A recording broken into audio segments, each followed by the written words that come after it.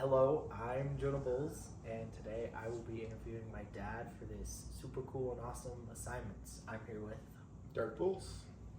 Let's just go straight into the questions. Okay, like it. So, what has been your biggest drive to success in life? Oh, let's see. I think, and I've shared this story a lot before. When I was starting graduate school, or actually just in school and fairly young, I had this kind of sense of impending doom, or this need that I had to pay for braces and dance lessons. And I don't know where it came from. This is probably actually before I even had kids and before I really kind of even maybe understood totally what that meant. But I just had this kind of sense of, life is expensive, and you have to, I think certainly as a male, like we want to take care of our families and kind of take that role on. And so I had this underlying sense that you want to be able to provide for the extra things as well, and that I could have a good job, or I could have a nice job and probably get by, but if I wanted my kids to maybe have the extra things, and maybe this comes a little bit from not having some of those things growing up myself, that I felt like that needed to kind of be a pushing or a motivating factor. And so I anytime I would get kind of stuck or finish, like feel like, do I want to keep doing school, or do I start my business? I always kind of kept landing on, well, you gotta pay for braces and dance lessons, and you gotta make enough money to do that, and you gotta put yourself in a situation that you can do that. So that kind of mindset of being able to take care of my family and others kind of pushed me through a lot of stuff and helped me make some decisions to ultimately, I think, kind of move towards some success. So. That's Yeah. really cool. Yeah. Yeah. Next question. Yeah. What is something you do in parenting that you think separates you from other fathers around the world? Well, I don't know if it totally separates me, because I think there's some fathers and parents who do that, but I really believe in fostering as much autonomy as possible as early as possible. So I think the goal as a parent is to provide an environment where your children can then do for themselves. And the sooner they can start doing for themselves and being in control of their lives, the better they do. And so you want to have safeguards, and you want to have, rules and expectations, but you don't want to control that, and you don't want to try to control the outcome. And so you want to create an environment where then you can make a lot of your own decisions, you can manage your life, you can choose for your life, and then just really trusting that you're going to want better for yourself than I'm going to want for you. Right? You're going to want more success than I could even imagine for you. So I think allowing for you to have a lot of freedom, a lot of autonomy, a lot of, listen, you don't have a bedtime. We haven't had a bedtime since you were 10 years old. Like we don't tell you when to do your homework or not. We don't tell you when to get up or not. Like you just manage a lot of that stuff on your own, because and with that you can kind of come and go and have freedom, and I don't have to micromanage your life, and even at a young age, you seem to manage that stuff in a way that then allows you to start thinking bigger picture for your own life. Right? If I control things for you and I'm telling you all the rules, it limits your ability to think beyond this moment.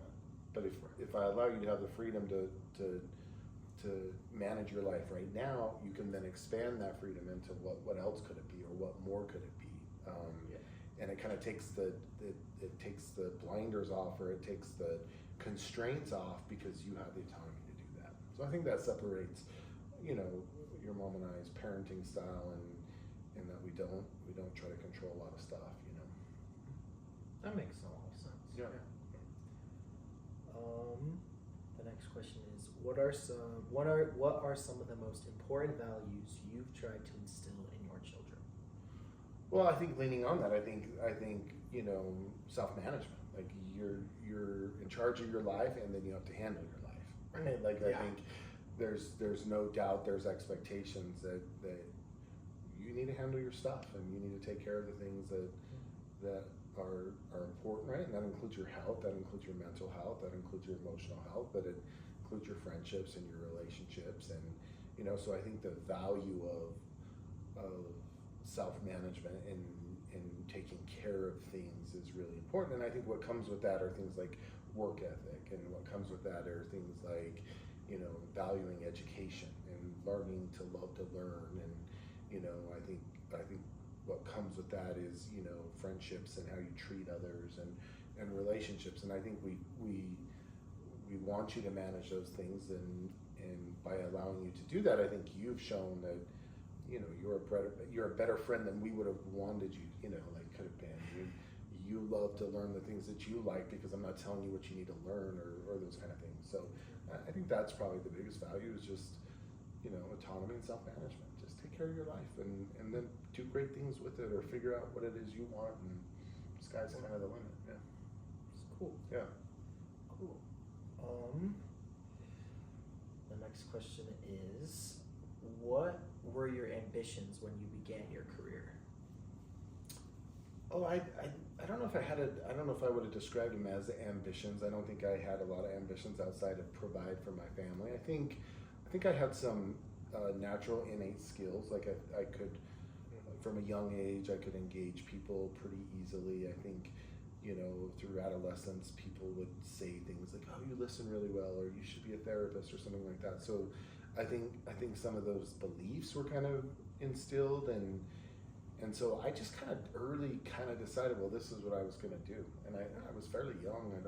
I wasn't very old, and I just never considered anything else. Like I just kind of, like, at all costs, like, well, this is what I'm going to do. And it wasn't that I was like, going to try to change the world, or or anything super ambitious outside of, okay, this is what I know what I want to do. I have a skill set. I do think I have an ambition to be good at it. I want to be a good clinician. I think I wanted to be able to help people in an effective way, but I think the ambition was probably more preservation and just providing, and then just wanting to be good at what I did.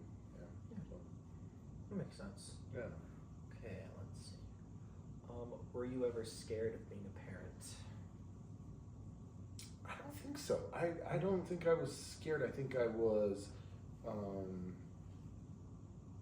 no, I don't think I was scared to be a parent. I think it felt very normal and natural, and kind of the next step. I looked forward to it. I don't think I ever, I'm sure there was some moments of like, oh, this is like, I don't know what you're doing here. Like, this is a big deal, and you're in charge of people, or, the responsibility. Probably I felt the weight of the responsibility, but I don't know that I would ever use the word scared. I don't feel like I was scared. I probably should have been. It's harder. It's harder than I would have anticipated, but no, I wouldn't use the word scared. Cool. Is there anything you regret not doing in your life so far? Yeah, regrets are, yeah, of course. No, I would have, you give up things, right? So in building a career, or building a business, you give up just because of time, you miss out on things that, where I don't remember as much about my kid's life, or, the kind of the milestones, or those kind of things. I just wish I wish I could have been around more, or had more of those experiences. In some ways, you kind of give one for the other. But yeah, regrets. I'm not a big regret guy. I think I would like to take better care of myself, or be healthier, or, sleep better. but yeah, I don't live through a lot of regrets. I think there's things I could have done better, for sure. Yeah. Yeah. That makes sense. Yeah. That's valid. What is one story that I don't know about you? That's a great question. Let me think. Let's see. It's a cool story.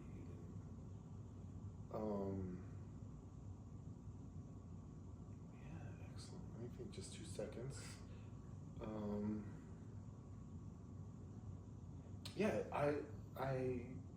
you probably didn't know that I had to be, well, yeah, you probably didn't know I had to one time be rescued from a mud pit by by the fire department.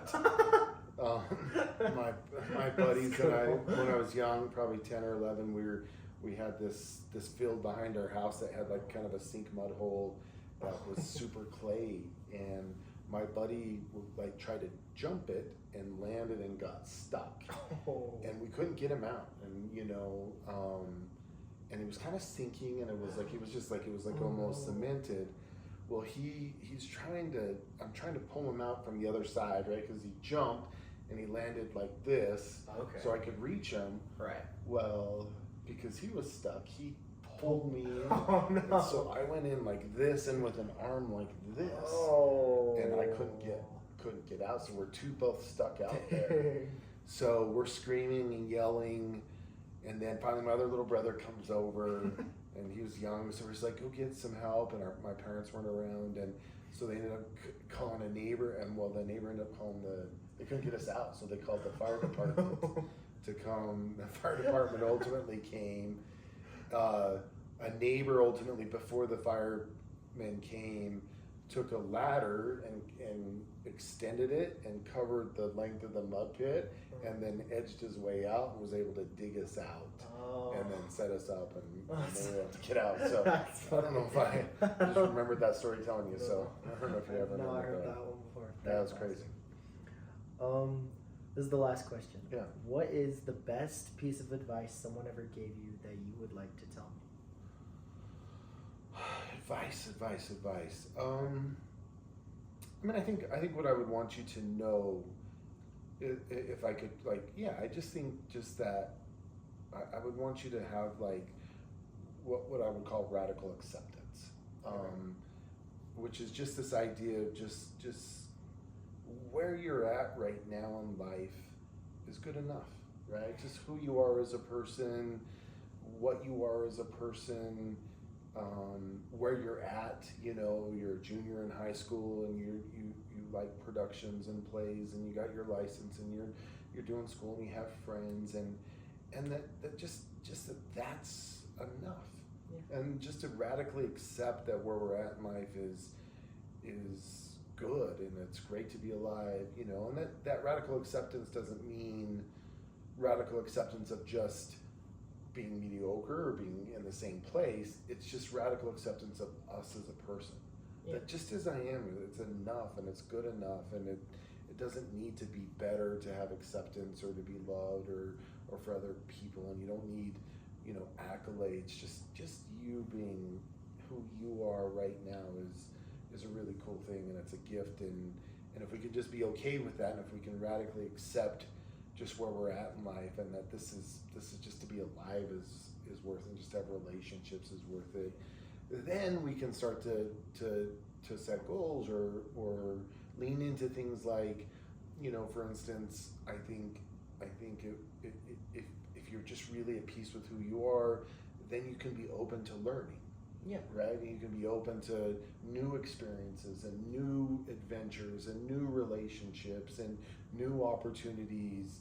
Oftentimes when we're not okay with where we're at, we think we need to be somewhere else, and we lose those opportunities because we're looking somewhere else, or we're thinking they're somewhere else, and the availability of them goes right by us because we're not content. But when you really are okay with where you're at in life and radically accept that, then the anxieties go away, and the depressions go away, and the fears go away. So yeah, I just think just leaning into who you are right now in this moment is more than good enough, and that there doesn't need to be more to make you better. Yeah. There can be more experiences, there can be more adventures and opportunities and relationships, but that changes nothing in your value. Okay. It just adds to it. It just makes it fuller or more in depth. But yeah, just for yourself, just to really love and accept who you are in the moment, I think is important. Yeah. So Nice. cool. All right. Thank you for letting me interview you. Absolutely. And this was the end. Okay, cool. Yeah, Thanks. awesome. All right. Thanks, man.